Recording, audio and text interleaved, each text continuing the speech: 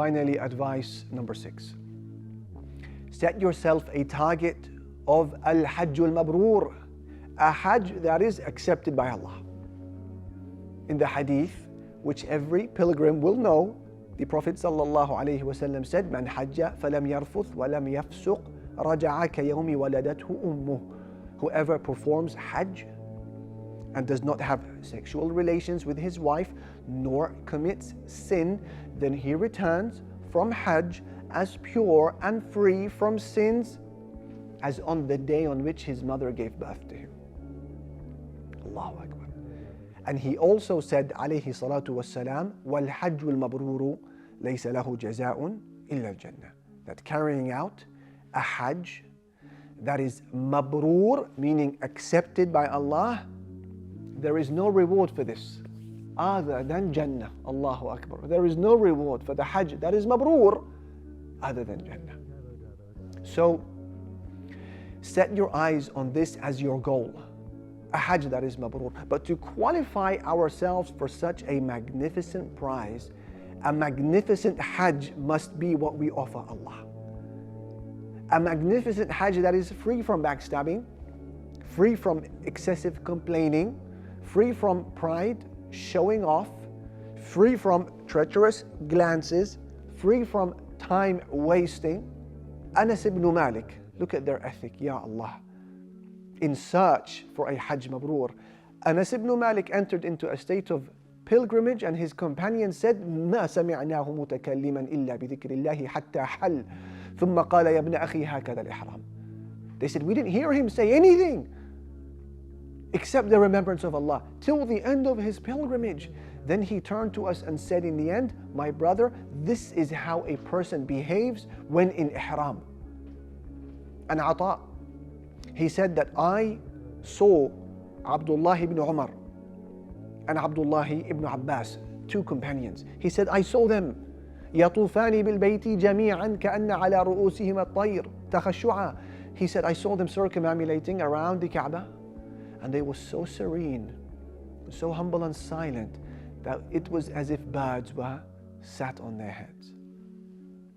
And Ata, he also said, طفت وراء ابن عمر وابن عباس فلم أسمع أحدا منهما يتكلم في الطواف. I did tawaf behind Abdullah ibn Umar and Abdullah ibn Abbas, the two eminent companions, and I did not hear either one of them utter a single word, meaning except with the remembrance of Allah subhanahu wa ta'ala. Now this type of ethic and hard work comes as no surprise, because they were fully aware of what a Hajj mabrur entails.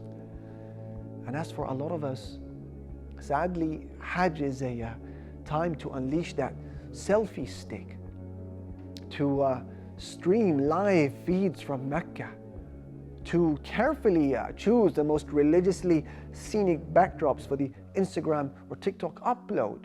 Wherever you look, you can't help but notice the never-ending posing, flashes, videoing and snapping.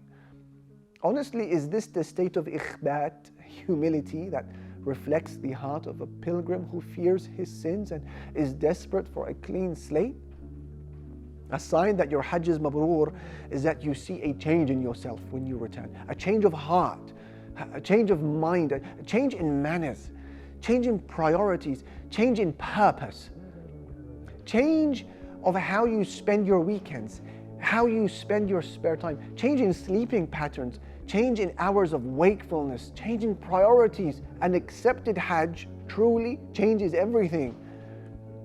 You arrive back to your home having realized that your Hajj was an agreement, a contract that you'd made with Allah subhanahu wa ta'ala, a promise that you shall live as a Muslim and die as a Muslim, and that you will dedicate your life to Him, and that you will never be the same person again.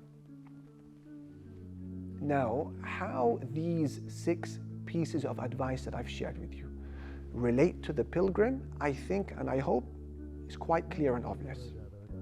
But I also hope that it has been clear to some of you watching this, that these 6 pieces of advice, they're not limited to the pilgrim, but they hold true for every Muslim as life advice as you sit in your home during the month of Dhul Hijjah as a non-pilgrim. Let me rewind and allow me to demonstrate. We said number one, before you leave, position your heart correctly. Do you remember? That holds true for you as a non-pilgrim as well. Position your heart correctly, because huge actions may be dwarfed in size because of an ill intention. And the opposite is true. Small actions may be amplified in size because of a good and pure intention. And then we said number two, your money could not have been spent on a worthier cause. That holds true for you as well as a non-pilgrim. Spend in these days of Dhul Hijjah.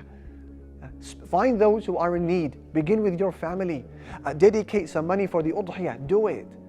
And set aside a small sum of money for each day of the first 10 days of Dhul Hijjah, in the hope that your sadaqah will become an ethic of yours and your lifeline all throughout the year.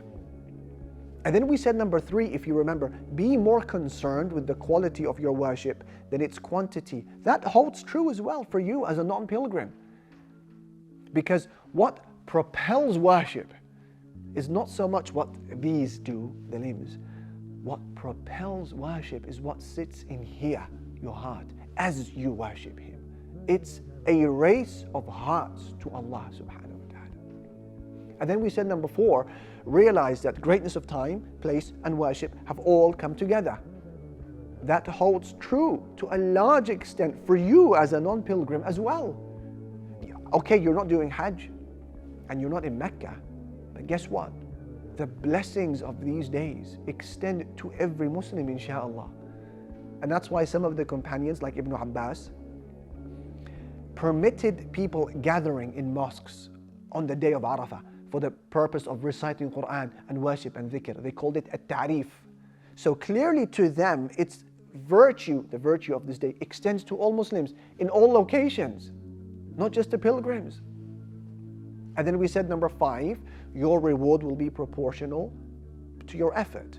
That holds true for you as a non-pilgrim as well, because people will reap a harvest on the day of judgment according to the efforts that they had exerted today in sowing the seeds of good deeds.